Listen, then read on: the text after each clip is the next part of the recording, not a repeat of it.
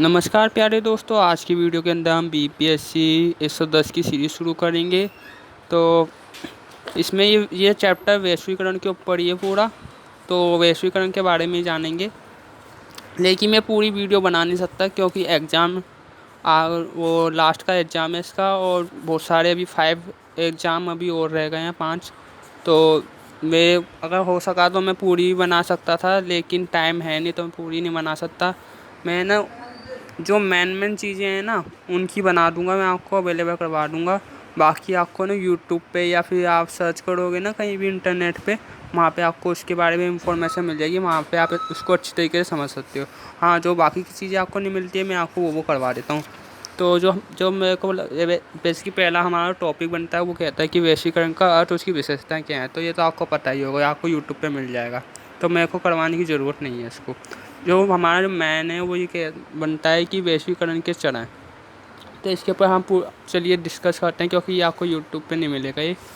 तो कहता है कि ये ना एक अर्थशास्त्री थे जिनका नाम था एडम स्टीमेट। ठीक है। तो ये इन्होंने क्या किया था, इन्होंने ना वैश्वीकरण शब्द का ना इन्होंने उपयोग ही नहीं किया। ये कभी ने इन्होंने इस्तेमाल ही नहीं किया वैश्वीकरण के बारे में। मतलब कुछ करते कुछ कार्य के बारे में करते, तो इन्होंने वैश्वीकरण के बारे में इन्होंने कुछ किया ही नहीं। ठीक है। लेकिन इनकी एक पुस्तक थी वेल्थ ऑफ नेशन, उसमें ना इसके बारे में कुछ कुछ जानकारियाँ थी। तो उसमें ना क्या था, उसमें वैश्वीकरण के बारे में ना जानकारियाँ तो थी, पर उसमें वैश्वीकरण शब्द का उपयोग नहीं था। उसमें बताऊँ क्या था, उसमें उसमें ना आर्थिक विकास के बारे में बताया गया था। तो उसमें क्या क्या बताया गया था, तो उसमें श्रम विभाजन का हमें श्रम विभाजन को मजबूत करना चाहिए। ठीक है। व्यापार की खोज को ना और बढ़ाना चाहिए। ठीक है। ठीक है। इस तरह धीरे धीरे दुनिया है ना अलग अलग हिस्सों में जाके ना समुदाय को एक साथ लाती है। यही कि अलग अलग हिस्सों में जाके है ना एक समुदाय से दूसरे समुदाय के साथ मिलती है, बातचीत करती है व्यापार के माध्यम से। ठीक है। लेकिन कई शिक्षाविद थे ना, उन्होंने वैश्वीकरण की शुरुआत को है ना एक मत नहीं माना। उन्होंने ना इसके 3 चरण बताए हैं। तो पहला चरण है ना, वो कहता है कि वैश्वीकरण ना ऐतिहासिक रूप से ना चक्रों में हुई है। ठीक है। जो पहला चरण है।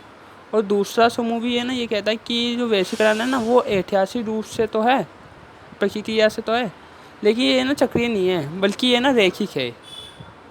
और जो अंतिम समूह का मानना है ना, यह है ना एक नई घटना है। इसके 3 है। ठीक है।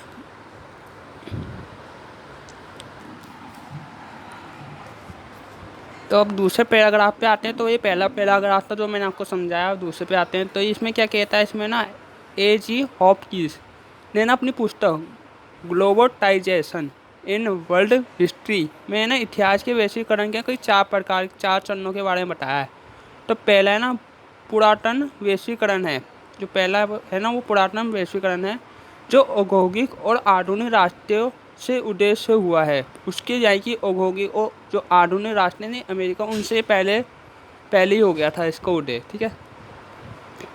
इस वैश्वीकरण के प्रमुख कारण ना आदिवासी नेता, समुद्री और थल व्यापारी थे। उन्होंने विश्व की अर्थव्यवस्था पर यूरोपीय और अमेरिकी पकड़ के विस्तार में मदद की। अलग चरण प्रोटो वैश्वीकरण है। जो दूसरा चरण है ना वह प्रोटो वैश्वीकरण है। यह अवधि 1600 से 1800 के बीच में हुई थी। यानी कि 1600 से 1800, यानी कि 200 उसमें हुई थी, 16वीं से 18 बीच में। जब राज्य का एक प्रणाली, इसमें राज्य की एक प्रणाली का उदय हुआ था। इस चरण में ना वैश्वीकरण के कारण व्यापारी और दास व्यापारी थे। 19वीं शताब्दी में आधुनिकी और पश्चिमी केंद्रित चरण शुरू हुआ। ये तीसरा है। इसका नाम था आधुनिक या पश्चिमी केंद्रित चरण। जो आधुनिकीकरण और शाही उपनिवेशी प्रवृत्ति, विज्ञान समुदाय और सरकारी संगठनों से संबंधित था। 20वीं शताब्दी की शुरुआत में ना उपनिवेश का पसंद हो गया था, आपको पता ही होगा। फिर बहुराष्ट्रीय नीतियों का ना इसमें जन्म हुआ था। इस चरण में ना इंटरनेट के माध्यम से किया जा सकता है। आज जो पूरी दुनिया वो इंटरनेट से जुड़ी हुई है। तो ये इसके करीब 4 चरण है। और 5वां चरण ना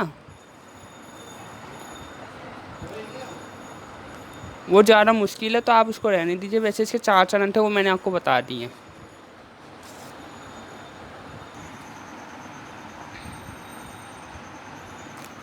तो दोस्तों ये अब थर्ड पैराग्राफ है, तो इसके ऊपर थोड़ी सी चर्चा करते हैं, थोड़ा इजी है।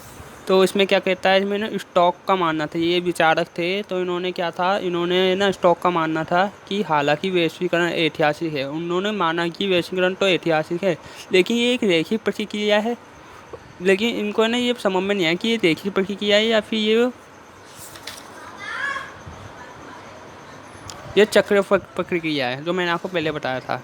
तो इन्होंने रैखिक माना था। उनके अनुसार ना वैश्वीकरण के कई 3 चरण बताए गए हैं। तो जो पहला चरण है ना, वो 500 साल पहले शुरू हो गया था, और जो दूसरा चरण था ना, वो 1960 के दशक में है ना शुरू हो गया था, 19वीं शताब्दी के दौरान में 1960 के दशक में वो शुरू हो गया था, ठीक है। और जो अंतिम चरण था ना, उन्होंने इसको वैश्वीकरण माना था। अब वैश्वीकरण में जो अंतिम चरण था, उसमें क्या क्या था, उसमें टेक्नोलॉजी थी, संचार था, टेलीविज़न, इंटरनेट, वैश्विक बाजार, अंतर्राष्ट्रीय संगठन। इसमें इन्होंने रोज़मर्रा की ज़िंदगी का हस्तक्षेप करती है, यानी कि ये हमारे जीवन में ना बहुत प्रभाव डालती हैं ये चीज़ें। तो इन्होंने इन सबको ना माना था वैश्विक, हाँ ये चीज़ें ना वैश्वीकरण है। और दोस्तों हमारा फोर्थ पैराग्राफ है, उसके ऊपर थोड़ी चर्चा करते हैं। तो दोस्तों स्टॉक की तरह एक विचारक थे, उनका नाम था एंथनी गिडेंस। तो उनका मानना था कि वैश्वीकरण ना जैसे कि आज हम जो अनुभव कर रहे हैं, जो आज हम देख रहे हैं ना, वे ना कुछ नया नहीं है, बल्कि ये ना कोई क्रांतिकारी है। आज जो दुनिया का जो आज दुनिया ना नियंत्रण से बाहर होती जा रही है, और जो तकनीकी है ना, जो टेक्नोलॉजी है, वो नए जोखिम भी ला रही है। तो इन्होंने क्या कहा है, क्योंकि इससे राजनीति, टेक्नोलॉजी और कल्चर पहलू, यानी कि इस सब के कारण ना ये ना प्रभावित हो रही हैं चीज़ें। तो इन्होंने इसका विरोध किया, एक तरह से आप मान सकते हैं। तो जो आय का जो बचता है हमारा, वो कहता है कि वैश्वीकरण के प्रकार। तो इसकी वीडियो डली हुई है, अगर आपको नहीं मिलती तो आप मुझे कमेंट कर देना, मैं आपको लिंक भेज दूँगा उसकी। डिजिटल वैश्वीकरण के बारे में भी आपको मिल जाएगा, इसके बारे में अच्छी तरीके से जानकारी बताई गई है। जो हमारा ये मैन बनता है, वो कहता है कि वैश्वीकरण के सिद्धांत। तो आइए इसके ऊपर पूरी चर्चा करते हैं। तो इन्होंने ना करीब 3 प्रकार के इसके बारे में बताया, 3 प्रकार के सिद्धांत है इसके। तो पहला है अति वैश्विकतावादी, दूसरा है श्रेयांशवादी और परिवर्तनवादी, ठीक है। तो पहले की हम चर्चा करते हैं।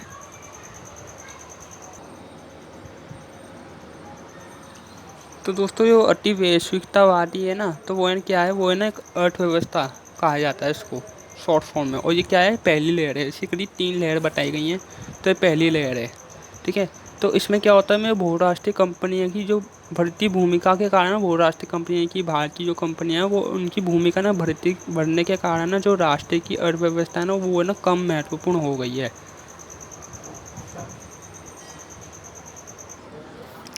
तो दोस्तों अति वैश्विकतावादी के ना कुछ समर्थक हैं, तो उनके आइए नाम जानते हैं। तो जो पहला नाम है वो फ्रांसिस फुकुयामा है, फिर ना थॉमस फ्रीडमैन है, फिर केंची होए माए, ठीक है। तो ये 3 थे।